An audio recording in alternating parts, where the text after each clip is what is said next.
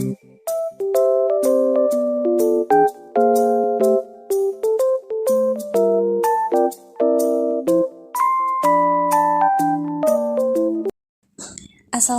warahmatullahi wabarakatuh. Halo semua, perkenalkan kami dari kelompok 5 yang beranggotakan saya sendiri, Anita Sapitri, lalu ada teman saya, Rahmi Kamala Pertiwi, dan ada Padilatur Rahmah. Nah, jadi di sini kami akan menjelaskan tentang cara membuat tabel ANOPA dengan menggunakan aplikasi SPSS. Jadi di sini kami ingin membuktikan apakah hasil penjualan semua jenis merek sepatu itu adalah sama berdasarkan data yang telah diuji dengan langkah-langkah uji normalitas, uji homogenitas, dan uji F. Oke, langsung saja ya kita input datanya ke dalam aplikasi SPSS. Yaitu yang pertama kita masuk kepada menu variable view. Di sini kita ketik saja nilai. Lalu pada baris kedua kita ketik jenis sepatu. Setelah itu kita bisa masuk ke data view. Nah, di sini dengan otomatis tadi variabel nilai dan jenis sepatu itu sudah terinput.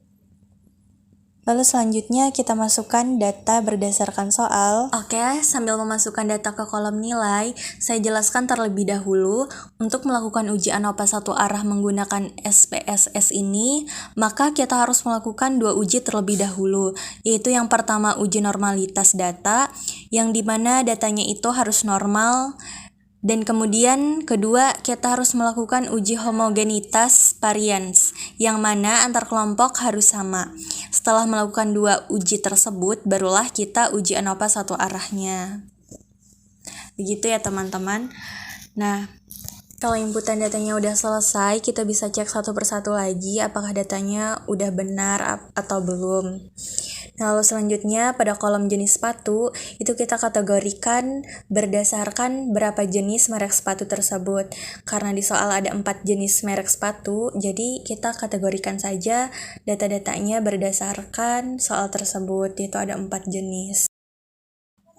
Oke, kita lanjut ya, kita masuk pada menu variable view, yaitu desimalnya dulu. Karena di soal kita tidak menggunakan desimal, otomatis desimal di sini kita kosongkan saja.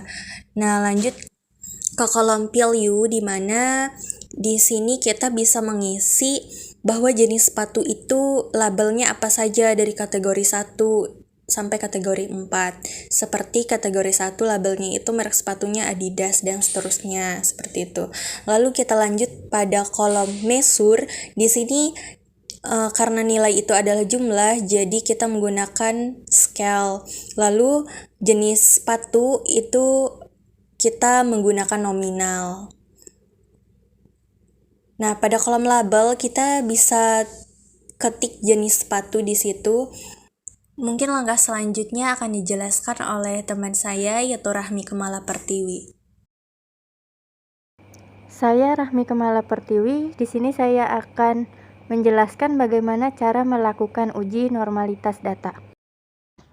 Pertama, masuk ke Analyze, lalu ke Descriptive Statistic, lalu pilih Explore. Kemudian nilai dimasukkan ke dependent list dan jenis sepatu dimasukkan kepada factor list. Lalu klik plots dan centang normality plots with test. Lalu continue dan OK. Maka hasilnya akan keluar. Kemudian, untuk membandingkan nilai rata-rata penjualan sepatu dalam 10 hari apakah sama atau tidak, maka kita lihat pada tabel normalitas. Jika sampel lebih dari 30, maka menggunakan Kolmogorov, Smirnov, dan apabila sampel kurang dari 30, maka menggunakan Shapiro-Wilk. Untuk dasar pengambilan keputusan uji normalitas data, jika nilai signifikan lebih besar dari 0,05, maka data berdistribusi normal, dan sebaliknya, jika nilai signifikan lebih kecil dari 0,05, maka data tidak berdistribusi normal. Karena pada tabel yang ada, semua nilai signifikan pada data lebih dari 0,05, maka data berdistribusi normal. Selanjutnya, untuk melakukan uji homogenitas akan dilanjutkan oleh teman saya, yaitu Fadilatur Rahmah. Baik, di sini saya Fadilatur Rahmah akan melanjutkan penjelasan mengenai langkah-langkah melakukan uji homogenitas of variance, yang dimana apakah variance antar kelompok sama atau tidak. Untuk melakukan uji homogenitas, kita bisa melakukannya secara bersamaan dengan uji ANOVA. Langsung saja kita masuk ke langkah-langkahnya. Pertama, kita klik Analyze, lalu Comparison Mean. Kemudian pilih On Way ANOVA. Lalu untuk nilai kita masukkan ke Dependent List.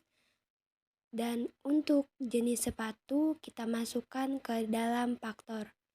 Lalu kita pilih Post Hoc Post. Setelah itu kita centang uji tukai dan klik Continue. Kemudian pilih lagi Options, lalu centang Homogeneity of Variance. Klik Continue dan OK.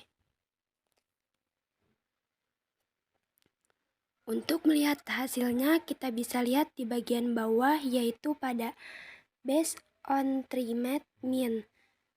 Untuk dasar pengambilan keputusan uji homogenitas, jika nilai signifikannya lebih besar dari 0,05, maka varians antar kelompok adalah sama.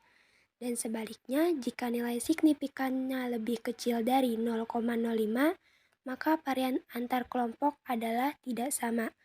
Berdasarkan dari hasil SPSS bahwa dapat disimpulkan 0,087 adalah lebih besar dari 0,05, yang dimana artinya varians antar kelompok adalah sama. Oke, sekarang kita lanjut ya ke langkah selanjutnya, yaitu uji F.